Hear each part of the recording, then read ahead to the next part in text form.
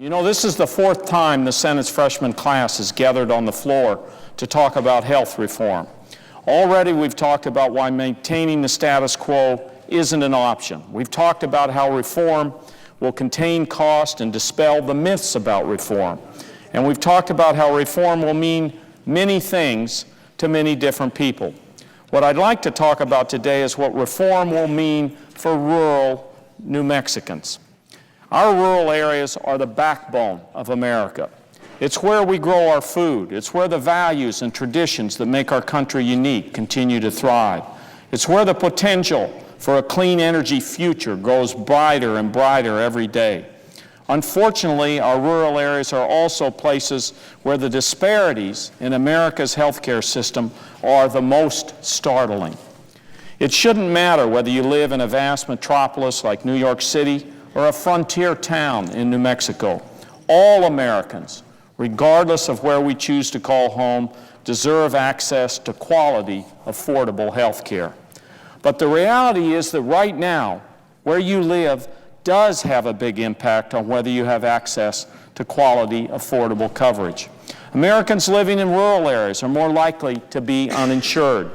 And if they do have insurance, it can be very difficult to find a doctor.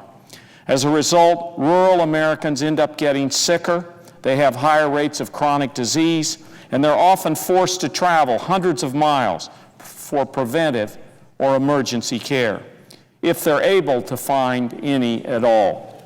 I've seen these disparities firsthand as a member of the other chamber and now senator for one of the most rural states in the nation. Geographically, New Mexico is the fifth largest state in the country, with more than 120,000 square miles of some of the most beautiful land that God created. Of the 2 million people who call New Mexico home, about 700,000 live in rural areas. Several places in New Mexico are so sparsely populated that they're classified as frontier areas, with less than 6 people per square mile.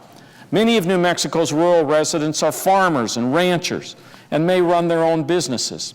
Their only access to health insurance is often through the individual market, where coverage can be extremely expensive, difficult to obtain, and nowhere near as comprehensive. As a result, rural Americans pay nearly half of their health insurance costs out of pocket. And 1 in 5 farmers lives in medical debt. With health reform, we must ensure that America's farmers and ranchers, like their small business counterparts in more urban areas, have more affordable choices for coverage. I believe the best way for making this happen is through a health insurance exchange that includes a strong public option. Inserting more choice into the market would keep insurers honest and allow consumers to compare plans and prices and decide what works best for them. With health reform, we must also address the growing doctor shortage in rural America. In my state, for example, 30 of 33 counties are categorized as medically underserved. Americans should not have to travel hundreds of miles for health care. Whether it's life-saving treatment for a heart attack or basic preventive service like a mammogram, people are more likely to get the help they need when they need it if the services are close to home. Through incentives like low-interest student loans, loan repayment programs, and scholarships for students and mid-career professionals, we can encourage more doctors and nurses and specialists to establish and grow their medical careers in rural America.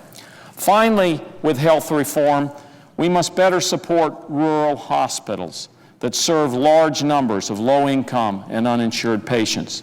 This could be through initiatives like expanded drug discount programs, increased Medicare payment caps for rural health clinics, increased National Service Corps doctors, and expanded demonstration programs to test reasonable cost reimbursement for small rural hospitals. We will never achieve true reform in our country if we don't address the very real healthcare challenges facing rural Americans from the deserts of New Mexico to the mountains of Maine and everywhere in between. The improvements I've outlined are a good start, but there is more left to do, and I plan on talking about how we can accomplish this in the coming weeks. Mr. President, we've traveled a long way over the past few months. I applaud my fellow freshman senators for standing up each week and making sure their voices are heard in this process. I believe working together that we can create a system where all people can find and afford quality health insurance that provides the care they need. We can guarantee quality, affordable health insurance to every American, and we must do that.